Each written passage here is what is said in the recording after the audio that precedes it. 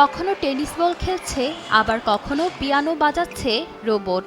দেখে মনে হবে যেন মানুষের মতোই একের পর এক দক্ষতার পরিচয় দিচ্ছে মেশিন। পূর্ব চীনের হাংজৌ শহরে প্রথমবারের মতো চালু করা হয়েছে রোবোটিক স্কুল। কৃত্রিম বুদ্ধিমত্তার এই যুগে রোবটকে আরও দক্ষ করে তুলতে এই উদ্যোগ নিয়েছে চীন।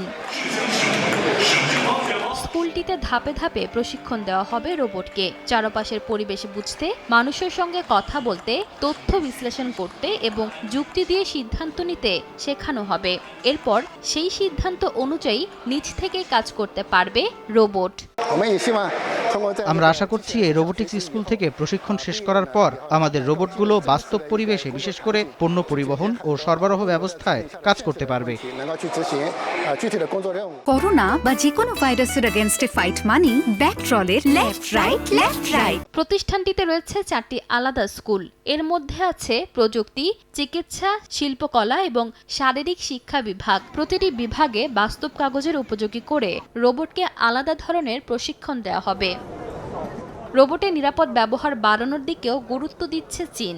দেশটির আশা, এই উদ্যোগের মাধ্যমে আরও উন্নত রোবট তৈরি হবে, যেগুলো ভবিষ্যতে হাসপাতাল, কারখানা, শিক্ষা প্রতিষ্ঠান সহ বিভিন্ন খাতে মানুষের সহকারী হিসেবে কাজ করবে। ইশিতা আক্তার, সময় সংবাদ।